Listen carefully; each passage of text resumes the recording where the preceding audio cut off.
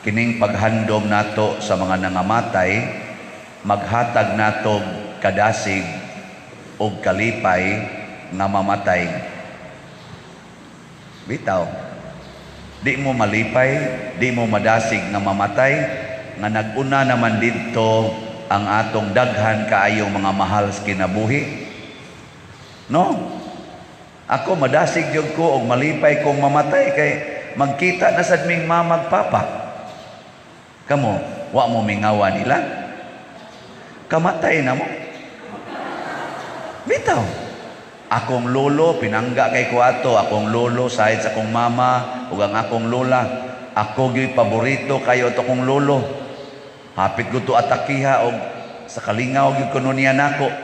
Ana, nya sabak-sabakon gyud ko adto niya bisag gamay pa ko mahinomdom gyud ko adto. Sabak-sabakon ko, sigihan ko hatag og pagkaon nga lami. Unya, og mahadlo ko mamatay. Di ko ka kita sa kong lolo balik. Akong iyaan. Kuhaan gyud ko manghod ni mama. Kuhaan gyud ko atong mga bayabas kay pakanon. Pagka pinanggaa gyud. Unya, hadlo ko mamatay nga magkita na mi ato basi gaandam na turog lang mga langit nung bayabas dito. Mao na sa unang pagbasa gihisgutan nga wapa gani mataw si Kristo, wapa mo anhi si Kristo sa kalibutan aron isulti ang kamatuoran. Si Judas usa ka pangulo sa mga Israelita naghalad na para sa mga patay kay mituo siya nga mabanhaw ang namatay. Nganong nituo man siya gilamdagan sa espiritu sa Ginoo aron wapa gani si Kristo moabot gisugda na sa Ginoo pagpasabot nga dili ta mga matay.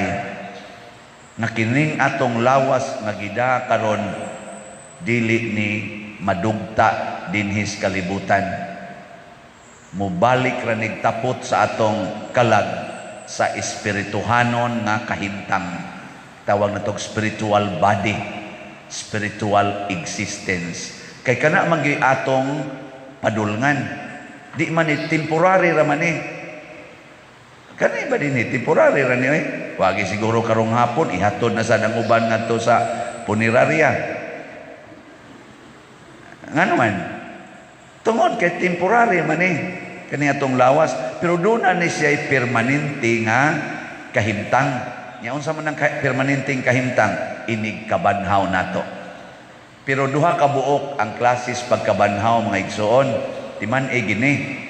Na ako noy banhaon aron silutan, naa say banhaon aron lipayon dito sa langit. Mao nay duha ka klase sa pagkabanhaw. Tinuod mabanhaw ta, pero duha ka klase.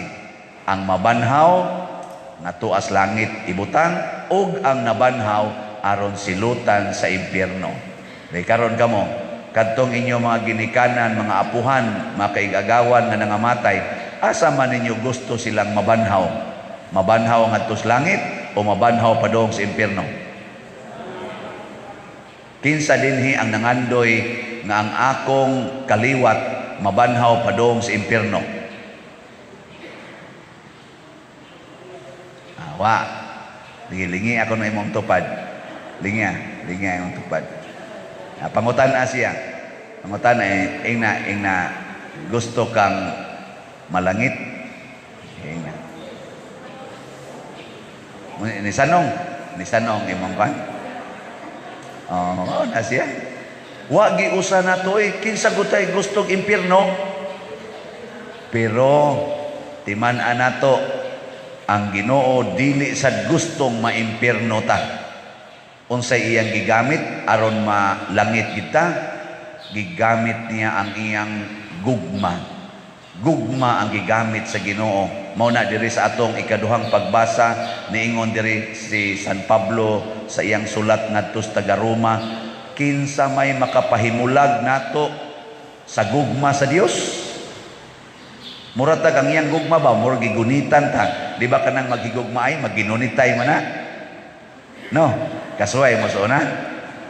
Ayaw na lang karon nga minyo na mo kay wa na mo gani hinikapay. Pugsuno nakaingkamot nga mohikap no kun minyo na ko no wa man sa ko kasuhay ana. Pero nakasuhay ko sa una uyab, basta ini kita kupot yun.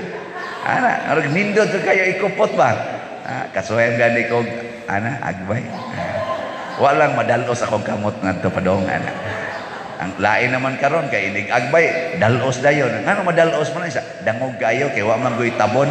Ang sa spaghetti ra may gibutang dire. Ana, sulob di inig agbay, dangog ya kay nang abagas babay, ingon sila. Ang ko kasuhay ana nga way tabon. Pag agbay na ko sunan na may tabon di kay dangog. Karon wa na may hapit tabon dire. Pating dangoga. Ya pag abot sa ubos wa na say hapit-hapin. Oo na, lus pa day naong. Nga nung hisgot man ko. Ano gugma lagi? Gugma ba? Mukupot yun ang gugma. Gunitan kita. Muna, matod pang San Pablo, kinsa may makapahimulag na to sa gugma sa Dios. Tanawa ha?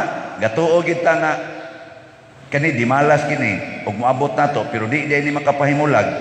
Iyang gimension dire, ang kasamok ba?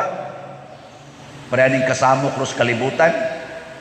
Kanang kasamok sa inyong pagpuyo, di na makapahimulag nato ang kalisdanan, kanang imong mga trials, imong problema, kanang naputos na kasutang, ana, mao ba na makapahimulag? Di gyapon. Ang paglutos, kanang i-persecute kanang kuralon ang imong agianan, di na kapagion, di na makapahimulag nimo. Ang gutom, kanang wala kay hapit gikaon, ana, perti na gini mong lisura, nataktak pa kas trabaho, di gyapon. Ang kakabos, hapit ka way balay, naalang ka squatter, naalang ka sidewalk puyo, di gyapon.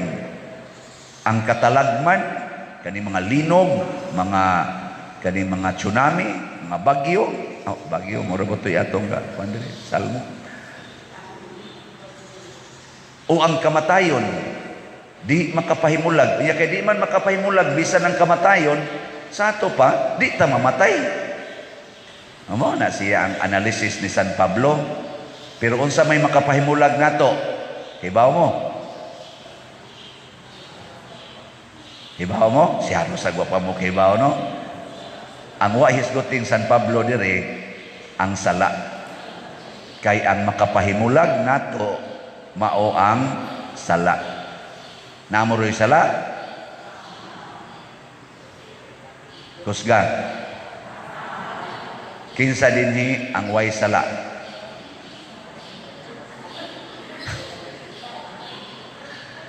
Tanawa. Pulos ta nahimulag ni Kristo. Muna kung mga matay ta karon, peligro kaayo nga mabanhaw ta padong sa impierno. Apil na nang magsigig rosaryo dinhi. Apil na nang magsigig lektor, salmo, kanang mag-choir, kanang magsakristan, labaw na ning nagbarog-barog dire. Nabitay ningon ako, pader, nakabasa ka nang naanggit po gina sa YouTube nga katubitang pari nga namatay, nga nabalik na rin. Itong pari bang misyonero bang namatay, nabangga ang ito yung sakyan niya human, nabuhi ba? Gida ko nung atos impierno, purgatorio, nga to langit. Daghan ko nung kaing pari o obispo to ako nos impierno.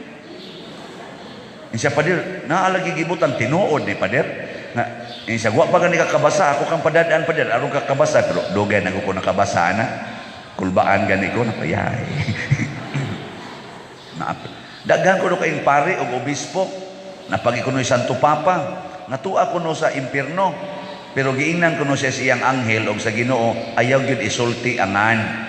Dili ka allowed nga musultis ngan, kaya nakailam ko no siya sa uban. Pero di ko no siya pasultihon. Kaya magubot ta din Pero, ingon ko, siyempre, kamura day gusto maimpirno. Hasta pare, impirno sad. Sama sad nga kamo gusto mong malangit. Kami gusto sa ming malangit. Siya arang-arang mo pa dir, kaya dool na mo sa langit. Inako, kinsa may unang santo sa Pilipinas. Kisa mo rin ito mga Santos Pilipinas.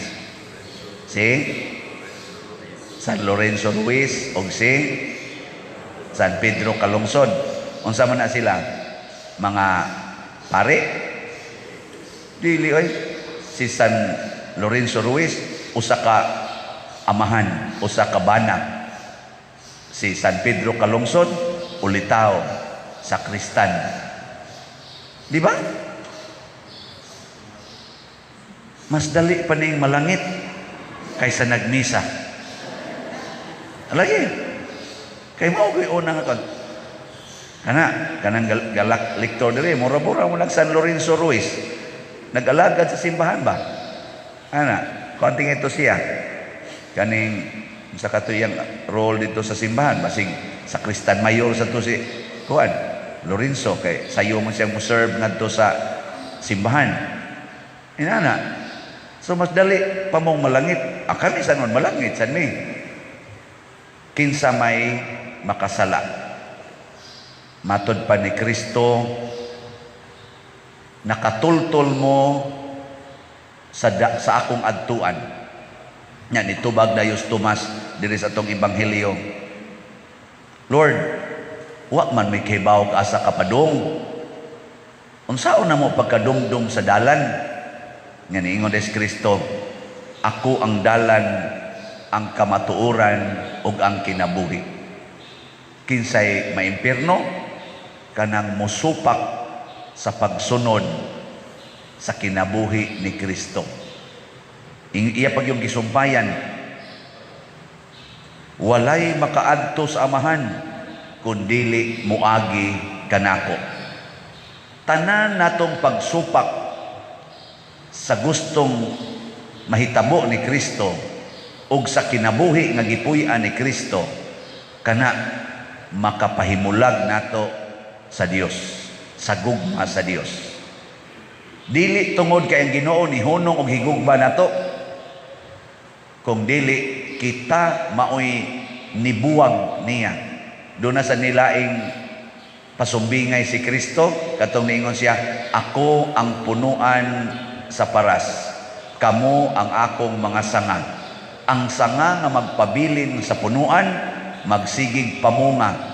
Apan ang sanga nga mahimulag sa punuan, malaya, puniton ug isugnod sa kalayo. Nya unsa may mga kapabilin nato, ing siya, pabilin mo sa akong mga sugo. Kung tumano ninyo ang akong mga sugo, magpabilin mo diri kanako. Sama nga ako nagtuman sa mga sugo sa akong amahan ug nagpabilin diha kaniya. Kanang sugo mao ginay makapahimo natong suod kay sa Ginoo. Pananglitan, wa kay bugas, unsa may sugo sa Ginoo? Mangayo o mangutang? Nya kanang nangutang, nahimulag na. Pangayo, ayaw pangutang. Parihagod nato din higod. Wa man tay mga kwarta dinhi, pero nganong nakahimo naman ta ning daghan kayong proyekto. Tungod kay nangayo ta. Unsaon man nato pagpangayo? Maligyag slab. Halin man sad. Tanawa karong Domingo, di ba na sa Tebagong slab. Nga man say manghatag, nga man say mamalit. Kay ngano man ang naay sobra matod pasad ni Kristo, kung wa sad kay kanang nasubraan sad ka, ihatag pud na atong way iya, aron way nasubrahan kaayo, wa say nakuwangan. Mo na ang iyang sugo sa nakuwangan pangayo, aron katong dunay sobra makapanghatag. Wa man sad moingos Kristo, pagpautang kamo. Wa oy. Na de sugo di ay. Pagpautang kamo. Wa panghatag kamo sa mga nanginahanglan. Na siya sugo. Lagot lagi mo na ako. Peligro kay ni mahimulag. Padalitan, gilutos ka. Naitaw nga magsigig lutos nimo, daog-daogon gyud ka unsa may sugo sa Ginoo diha. Higugmaa ang imong kaaway. Iampo nga magmaayo ang lawas adtong na naglutos kanimo. O di ba? Kanindot ana, unyag masuko ka ng mga tawhana. Asa man ka padong? Ato ka sa impyerno. Ug mamatay, unsa may sugo sa Ginoo ini kamatay? Ha? Unsay sugo? Uy. Wa mo kibaw kung say sugo. Uy, naingos Kristo, pagpakamatay mo alang sa inyong mga gihigugma, lay down your life for your friend or for your beloved. Sa ato pa, ang ato di ay kamatayon, muabot unta nga nagsigitag gamit sa atong lawas sa paghigugma sa atong isig katao. Ana, sige, lingian na imong tupad. Ana, ing na magpakamatay ko para nimo. Sugot ka?